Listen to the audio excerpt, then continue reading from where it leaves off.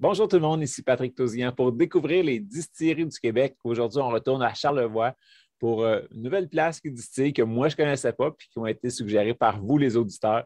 Donc, merci beaucoup. J'ai super hâte d'en apprendre plus.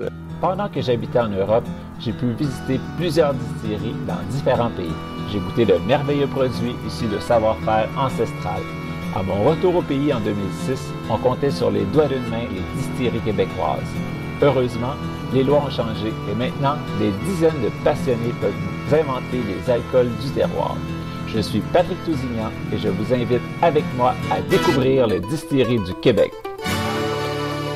Bonjour Alexandre, ça va bien? Bonjour Patrick, ça va super bien toi aussi? Ben oui, merci. Fait que toi, tu es Hydromel Charlevoix, tu es copropriétaire avec un autre membre, je pense? Oui, Anthony Dufour. On est deux gars de 28 ans. 29 ans, j'ai eu 29 ans il y a quelques jours. Yeah, ben bonne fête en retard. Ouais, merci.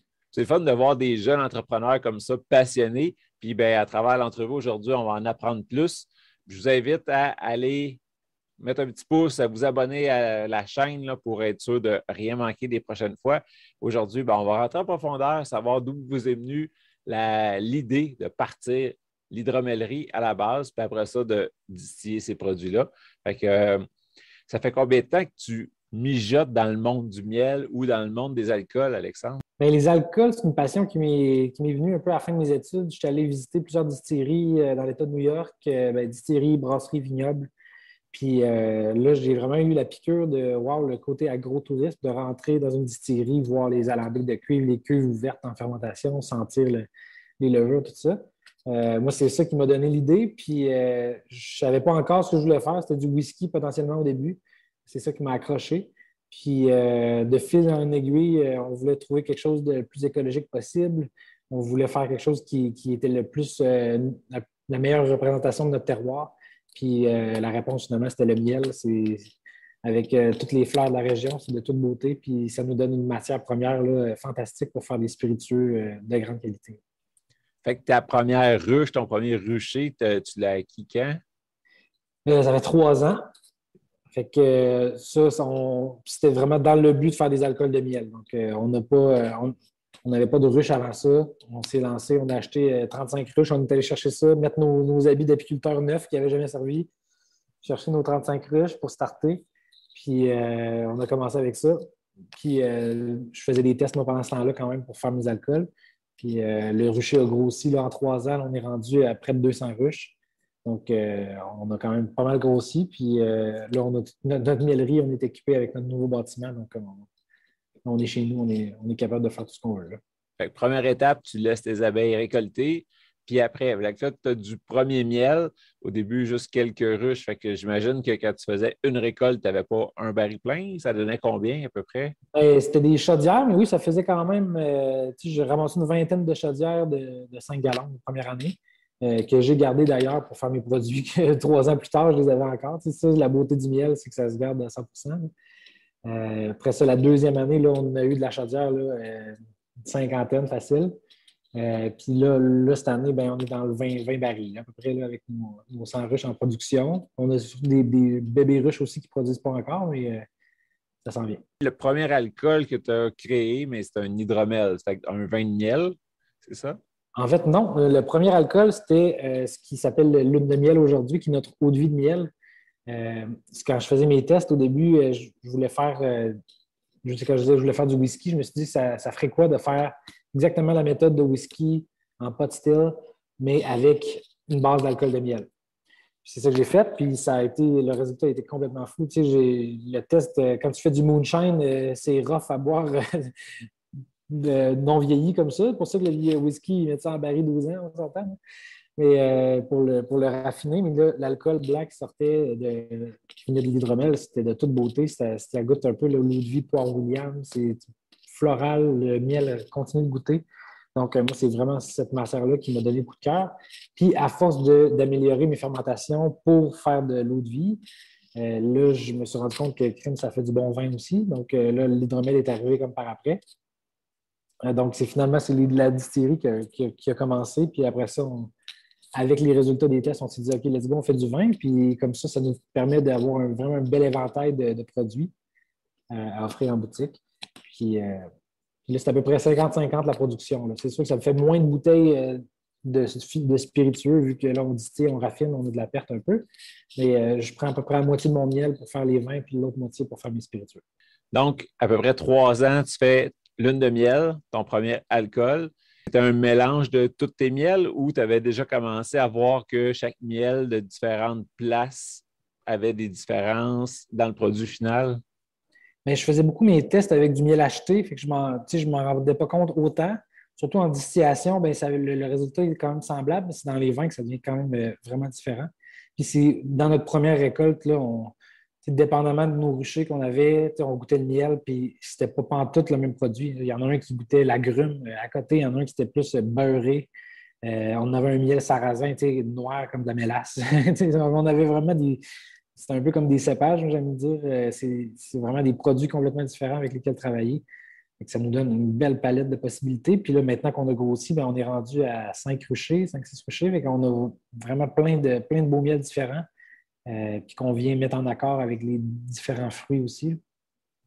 Donc, au final, un coup distillé, la provenance du miel change moins un petit peu le résultat.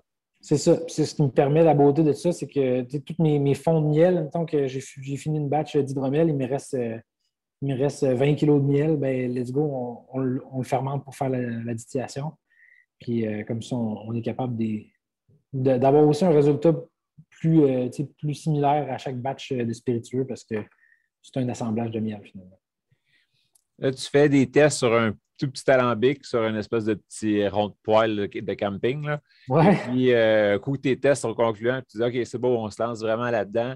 Là, tu es allé acheter un plus gros alambic, c'est un 100 litres, je pense. Hein? Oui, le petit alambic, ça, c'était pour faire mes tests. Moi, j'étais chez nous à l'appart, on mettait ça dans le bain. Puis, let's go, on distillait comme ça, je faisais mes tests. Puis là, quand on est venu pour bâtir la distillerie, ben, c'est sûr que ça nous prenait quelque chose de plus gros. On voulait aller dans le 200 litres à peu près. Puis finalement, on a choisi les Genio qui sont automatisés. Là, c'était plus cher un peu, fait qu'on est allé dans le 100 litres. Ce qui n'est pas beaucoup. Là. Si tu vois les autres alambics un peu partout au Québec, là, c'est mini. Mais vu qu'il est automatisé, on peut le faire rouler là, quasiment 24 heures sur 24. Lui, il part, il arrête, il fait son nettoyage. On peut faire toutes sortes de choses. Tu sais, j'ai le programme avec les coupures des têtes, des queues. Donc, je n'ai pas tout le temps besoin d'être assis devant et de le regarder couler. Puis ça, ben, ça te donne aussi, j'imagine, un produit pas mal tout le temps égal. Là. Oui, quand même. C'est sûr que vu que moi, je fais quand même des mini-batchs, à chaque fois que je refais une fermentation de miel, il faut que je recommence un peu à zéro à chaque fois pour mes coupures, mes têtes, mes queues. Je refais tout le temps le test avec mes pots maçons pour trouver OK, mon cœur est où. Puis après ça, j'ai le programme qui effectivement que toutes mes petites batchs qui en suivent vont être similaires. Mais en même temps, nous, vu que c'est des petits lots, on fait du 300-400 bouteilles. Les lots sont quand même différents d'une fois à l'autre. Les ingrédients changent aussi, les provenances, c'est beaucoup avec des cueilleurs. On a toutes sortes de beaux produits qui évoluent. Puis c'est ça que les gens aiment, comme là, notre gin de floraison, qui est pas mal le coup de cœur des gens. Là, je suis rendu à faire le lot 3. Puis il y a comme un engouement parce que le monde aime ça, quasiment les collectionner, goûter au 1, 2, 3, voir les différences. Parce que chaque fois, je change un peu le mélange de fleurs sauvages, dépendamment de ce qui est disponible. Fait qu'on a tout le temps des petites surprises ou des subtilités qui changent à chaque fois. Puis c'est ça la beauté de nous, de faire nos petites batches. Oui, puis c'est ça le fun d'être artisanal. Tu sais, les gens s'attendent à ça. C'est vraiment comme si tu le fais pour toi puis tu partages aux autres, en gros. Là, mais là, on sait que tu le fais à plus gros volume, mais artisanal, c'est ça. T'es l'artisan qui crée ses batchs à chaque fois. Oui. Là, tu fais lune de miel, ton premier eau de vie de miel. Tu sais, ce qu'il faut que tu distilles 2 fois, juste une fois, c'est assez. Comment que ça fonctionne? Lune de miel, bien, je l'ai là en petit flacon. Lune de miel, ah non, ça c'est du floraison, excusez. Lune de miel. On distille une fois, on fait une strip. On va distiller grossièrement à l'alcool pour faire un alcool à peu près à 50 %. Là, on va le rediluer un peu, le redistiller. C'est vraiment comme du whisky en 2 distillations. Puis c'est pas de style, on ne met pas de colonne, on ne veut pas raffiner, là, on veut juste garder le goût du miel le plus possible. Puis ça fait des belles petites bouteilles comme ça. Puis Charlevoix, quel genre d'eau que tu utilises pour couper puis pour ramener là, à la fin à 41 aussi? Là? C'est une autre source du coin? Ouais. Nous, toute l'eau ici est est quand même de grande qualité, là, mais on la filtre quand même. Là. Là, tu as ton eau de vie, puis tu décides de faire aussi des gins. Tu as 2 gins. Est-ce que les deux sont arrivés en même temps? Tu as parti par un, puis tu as fait l'autre après. Comment ça s'est passé, l'élaboration de ces gins-là? Ben, je suis parti par un qui s'appelle le Floraison, qui est pas mal notre gin, pas plus classique, mais notre entrée, le gin qu'on a fait en sortant l'entreprise. Puis on a Hivernage, qui est comme une édition spéciale qu'on a faite là, parce que j'ai une cueilleuse qui m'avait ramassé plein de belles plantes là, boréales, qui vient faire un beau contraste, parce que Floraison, c'est un gin d'été, c'est de la fleur sauvage, c'est toutes des plantes que les abeilles butinent. Donc on a quelque chose de très estival. Puis on est arrivé à l'hiver, puis là, ben, les fleurs sauvages se font plus rares. Fait que là, je voulais trouver quelque chose pour faire différent, puis pour m'amuser aussi. Là. Donc, là, c'est un dry gin, alors que Floraison, c'est un gin, mais il y a un peu de miel rajouté, qu'on ne peut pas l'appeler dry gin. On ne veut pas l'appeler dry gin non plus parce que c'est vraiment spécial. Tu as une belle texture avec le miel. Donc, c'est ça. Floraison, finalement, au début, je ne voulais pas nécessairement faire du gin, mais j'adore le gin. Mais avec tous les gins qui sortaient, je me suis dit, bon, on va se concentrer sur d'autres choses. Mais c'est vite devenu évident que, comme moi, toutes mes têtes, mes queues que je distille quand je fais mon eau de vie, ça, je peux les redistiller puis essayer de les remettre en alcool le plus pur, là, en 95 %. Puis cet alcool-là me permet de faire une base de gin. Donc, quand je fais mon gin, ben, il y a un peu de recyclage, puis il y a aussi, on refait aussi des fermentations juste pour ça. Mais c'est un beau complément à l'eau de vie. Ça se passe en macération, j'imagine, vu l'alambic, tu disais que pas de colonne, as-tu un gin basket ou ça tout macère tes fleurs dans l'alcool, puis après tu dis, comment ça marche? Oui, tout est macéré 24 heures dans l'alcool, puis après ça, moi, je remets toutes les plantes dans l'alambic directement dans le bouilloire. Fait que, à l'ancienne. Puis ben, c'est le même, je faisais mes tests chez nous, puis le résultat était superbe. Fait qu'on a continué comme ça. J'ai déjà fait, ben, hivernage, j'ai fait un peu style gin basket. Là, j'ai mis des plantes dans la colonne pour faire un petit côté froid. Là. J'avais des plantes un peu, un peu mentholées, donc j'ai voulu extraire ça de cette façon-là. Mais dans Floraison, c'est vraiment là, le miel, la propolis, qui est pas mal la vedette de ce gin-là. La propolis, c'est la colle que les abeilles fabriquent pour la ruche. Et ça se marie complètement bien avec les baies de genièvre parce que c'est des résines de conifères. Les abeilles vont aller chercher ça, ils vont modifier la propolis pour la résine pour ils vont mettre du miel, de la cire, des enzymes. Là, ça fait une colle vraiment spéciale, super aromatique, c'est capoté. Il va falloir que tu viennes le sentir directement un jour, ce qui se passe dans Charlevoix. Mais c'est vraiment ça qu'on met là, en grande partie dans le gin. Puis après ça, on y va avec du mélilo, qui est une petite fleur sauvage qui sent la vanille, la cannelle. C'est utilisé de plus en plus en brasserie, en distillerie. On met de la verveine citronnée. Ça, c'est le côté un peu citrus. On voulait quelque chose de local, mais on a une super belle ferme de lavande. Donc, on met aussi de la lavande. Lavande et verveine citronnée qui vient de chez Azulé, une petite ferme biologique ici. Ça fait que c'est des plantes super aromatiques. Puis après ça, ben, c'est plein de petites fleurs sauvages là, qu'on cueille selon la saison. Puis ça, c'est comme ça qu'on s'amuse à chaque lot de floraison. C'est un différent mélange de fleurs sauvages qu'on ajoute. Avec la lavande, est-ce que ça donne quelque chose? C'est sûr que tu as plusieurs fleurs, mais est-ce que c'est la lavande qui sort du lot? C'est-tu très, très floral? Ou avec ce que tu as emmené, la propolis, c'est ça qui prend le plus, puis après ça, tu as les subtiles notes de fleurs? Comment tu l'écrirais? Ouais. Ben, propolis, écoute, oui, je dis que c'est résineux, mais le goût, une fois distillé, il y a de quoi de magique qui se passe, puis ça devient comme très floral, très miel. Puis un peu de bonbons. Là. Fait que là, les gens qui goûtent ça font Waouh, c'est donc bien floral. J'ai une grosse partie vient de la propolis qui donne cette impression-là, mais là, après ça, on vient rajouter plein de petites subtilités. La lavande, on n'en met pas en énorme quantité. Là. C'est pas long que ça en prend une petite pincée. Puis ma recette, c'est ça, c'est pas mal une pincée de lavande, puis ça vient à côté les autres fleurs. Là. Des fois, on met un peu de rose aussi. Là. On avait de la rose sauvage là, dans le dernier lot. Fait que ça vient rajouter un petit parfum aussi, mais tu sais, c'est pas, ça goûte pas parfumé comme l'huile à bain à la lavande, par exemple. Là, on la retrouve juste là, dans l'équilibre du gin. L'autre, hivernage, lui, est plus dry gin. Est-ce que est arrivé avec un sac de plein d'herbes puis tu as mis ça dedans ou tu sais exactement les proportions à peu près de ce que tu as emmené puis exactement c'est quoi? Oui, ben mes proportions partent finalement de la quantité que j'avais un peu d'herbe. Après ça, j'ai poussé pour en avoir un peu plus autrement, mais c'est vraiment ça qui a un peu donné l'idée. J'ai fait le test avec ce que j'avais en quantité. Puis finalement, ça a cliqué, j'ai trouvé ça super bon. Puis on a dit, let's go, on y va avec ça. Puis j'avais pas nécessairement d'autres choix, mais finalement, c'était bien parfait. Puis avec ça, hivernage très différent. Là, on a du thé des bois, du petit thé. Fait que c'est ça le côté mentholé que je parlais tantôt. On a du poivre des dunes, du mirique baumier pour un peu le côté poivré boréal. Fait que c'est quand même des choses qui se retrouvent dans plusieurs gins du Québec. Puis quoi d'autre? Je les regarde, je les vois des pousses de sapin. On avait plein de belles petites pousses de sapin aromatiques folles là-dedans. C'est vraiment de toute beauté. Fait que ça, c'est pas mal. La vedette d'hivernage, c'est les pousses de. Pas juste sapin, on avait un mélange de conifères. Là. Fait que c'est ça que ça donnait. Et puis c'est vraiment de toute beauté. C'est beaucoup plus subtil que le floraison, mais j'adore ça. Puis c'est ça, moi j'ai toujours aimé les dry gin. Fait que l'hivernage, ça donne ça. Puis on l'a fini en barrique, fait qu'il est un peu, un peu jaune.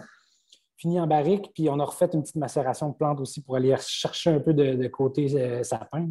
Fait que il y a cette belle couleur-là.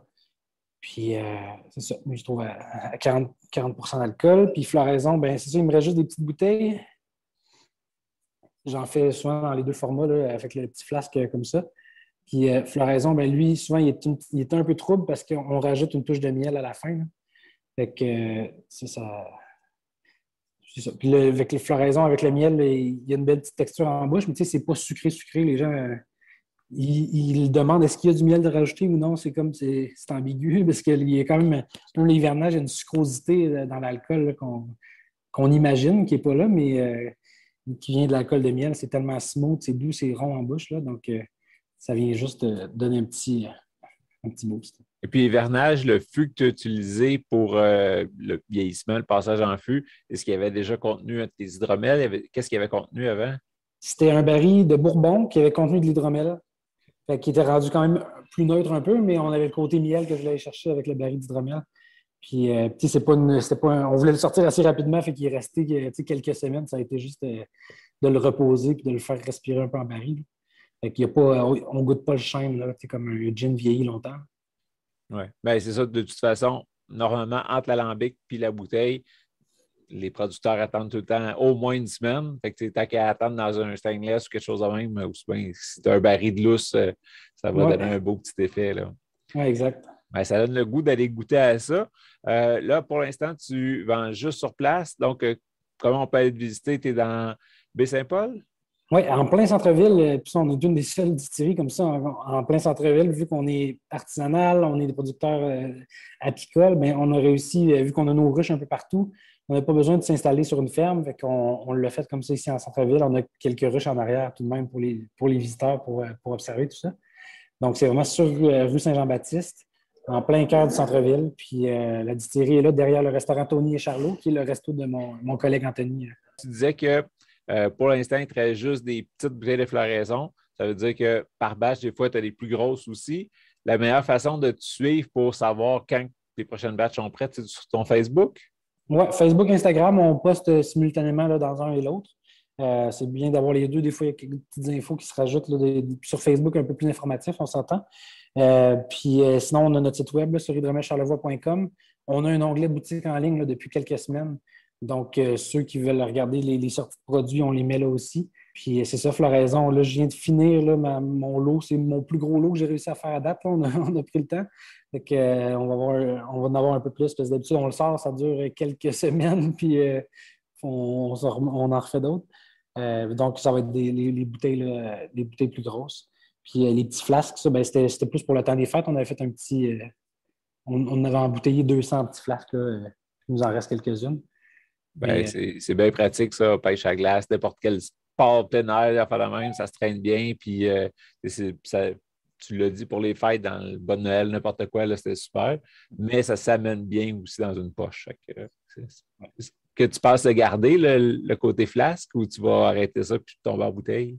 Je pense que je vais le garder. Les gens adorent ça. Puis on est une des seules.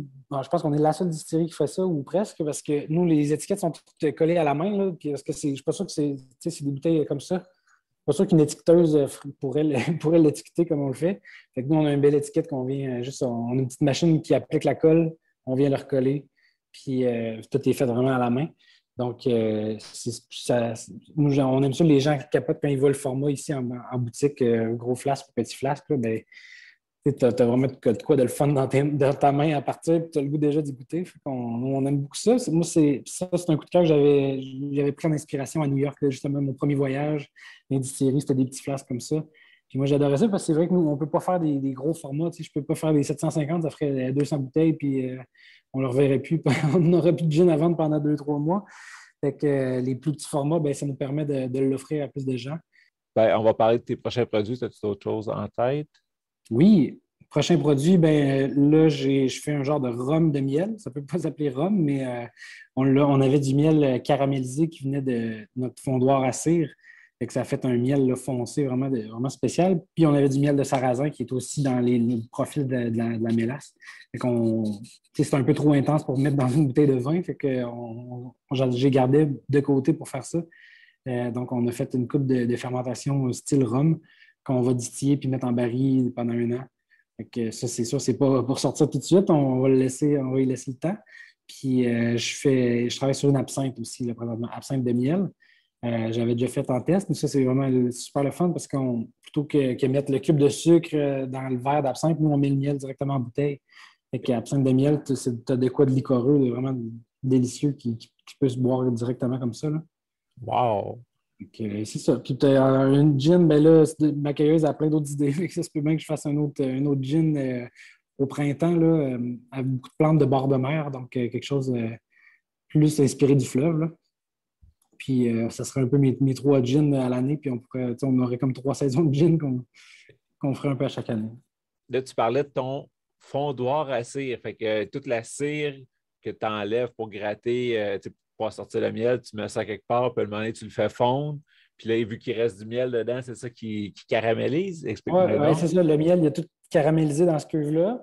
Puis c'est la première chose, dès qu'on vide le fondoir pour aller récupérer la cire, tout le miel va sortir.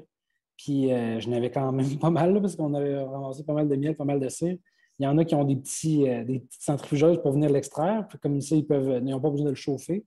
Nous, on fait que normalement, ça aurait quasiment de la perte parce qu'un miel comme ça, tu ne peux pas nécessairement vendre ça. Tu as tous les vieux cadres de cire. Fait qu'il y a beaucoup de propolis. C'est très, très goûteux. C'est très foncé. Mais pour faire le rhum, là, c'est super. Ça vient se rapprocher un hybride entre l'eau de vie de miel et le rhum parce que tu as un peu créé une mélasse de miel. Donc, Puis la cire, tu as fait fondre parce que tu t'en sers pour d'autres choses, tu la vends pour faire quelque chose ou? ben, pour l'instant, on la garde. On voulait faire des seals sur nos bouteilles pendant un bout de temps. Là, on s'est rendu compte que c'était quand même une logistique de plus. Puis on va le garder pour les produits un peu plus spéciaux, justement. Là, avec justement, des produits réserves vieillis en baril. Fait qu'on la garde pour ça. Puis on a des idées de produits dérivés aussi avec ça. Mais pour l'instant, on n'a pas le temps de la traiter, mais on la met de côté. Ça vaut super cher. Puis on veut la garder. Tu parles souvent de ta cueilleuse. Est-ce que tu veux nous la présenter? Oui, bien, Karine Locatelli, c'est une superbe artiste qui est ici, qui est aux éboulements. Elle fait des. C'est toujours inspiré de la nature et des paysages qu'elle fait, c'est de toute beauté. Karine Locatelli, Paysages sur Instagram, si vous voulez la voir. Donc, elle est souvent dans le bois pour travailler sur ses œuvres, puis elle trouve plein de beaux petits spots de cueillette. Donc, elle va nous chercher plein de belles choses dans la région. Puis moi, c'est beaucoup avec ça que je m'inspire pour faire mes prochaines recettes, là. Toutes les aromates que tu utilises pour tes gins, est-ce que ça vient pas mal d'elles ou il y en a comme la baie Geneviève que tu es obligé d'acheter ailleurs parce qu'il n'y en a pas assez dans le coin? Bien, ça vient pas mal d'elle. Là, je commence à m'en retrouver d'autres aussi parce qu'elle est quand même occupée, là. Baie de Genève, il y en a quand même beaucoup à Baie-Saint-Paul, là. On a un camping qui s'appelle le Genévrier, d'ailleurs. Toutes les lignes d'hydro, il y en a quand même en abondance. Sinon, on va en chercher un peu plus dans l'Est, vers la Malbaie. Il y en a aussi Saint-Siméon. Fait qu'on a quand même réussi à pas mal tout cueillir notre Geneviève. Là. Ça en prend beaucoup, là, mais ça pique les doigts. Mais on le fait quand. J'ai des employés qui travaillent à l'année. Quand les abeilles sont finies, on s'en va se faire piquer les doigts des genévriers. Puis, fait que c'est pas mal, ouais, c'est pas mal complètement local avec nos cueilleurs. Wow, c'est le fun. Puis donc, ceux qui ne sont pas déjà abonnés à votre Facebook, je vous invite à aller le faire. Hydromel Charlevoix, c'est très simple à trouver. Petit pouce, likez-les, suivez-les. Vous allez être au courant de ce qui s'en vient. Puis même que son prochain gin, pas de bord de mer, mais de bord de fleuve sorte, mais on va pouvoir aller te visiter puis goûter à ça. Merveilleux. Un gros, gros merci. C'est vraiment le fun, comme je disais au début, de voir des jeunes passionnés. Je ne te connaissais pas avant. Puis là, mais ça me donne le goût de te suivre puis de savoir par où tu t'en vas puis qu'est-ce que tu vas nous sortir de ton espèce de rhum de miel. On avait déjà vu avec Distillery B qui ont fait Ouais. quelque chose de semblable. Je pense que ça roule quand même bien ton affaire. Je suis content de voir ça. Ah, on est bien content. Écoute, on est ouvert depuis le mois d'août. On a fait, la bâtisse était prête en juin, on s'est mis en production. Puis on était dans les abeilles en même temps. Fait que c'était tout un été. Là, ça se stabilise. On fait la grosse production l'hiver, puis l'été, on va être des rushs le plus possible. Mais oui, ça va super bien. On a vraiment une belle réponse là, des clients, autant les touristes que les locaux. Donc, on est super contents. Ben, un gros merci, Alex. C'était vraiment très sympathique. On va te suivre, c'est sûr. Puis au lancement de tes prochains produits, on sera peut-être une petite capsule de lancement. Là. Ah, ce serait le fun. Cool, ben, un gros, gros merci. Super, merci à toi. Bye bye.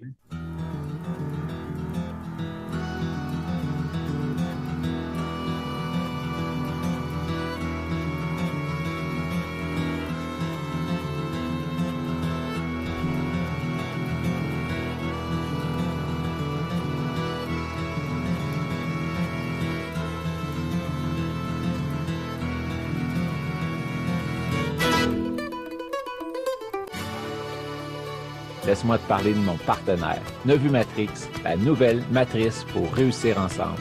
C'est grâce à eux si je peux vivre mon rêve de partager toutes ces belles aventures parmi les distilleries du Québec. Clique sur le lien en bas. Toi aussi, tu mérites de vivre ton rêve.